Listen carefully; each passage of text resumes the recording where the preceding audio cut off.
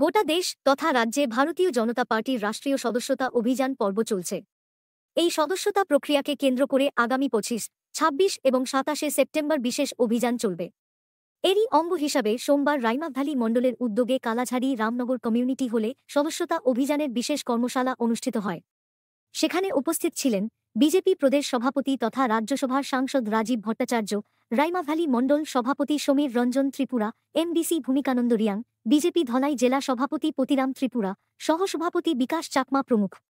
বিশেষ কর্মশালায় বিভিন্ন বুথ সভাপতি, শক্তি কেন্দ্রের কনভেনার, মণ্ডল কমিটি, মোর্চার দায়িত্ববান কর্মীরা অংশগ্রহণ করেন।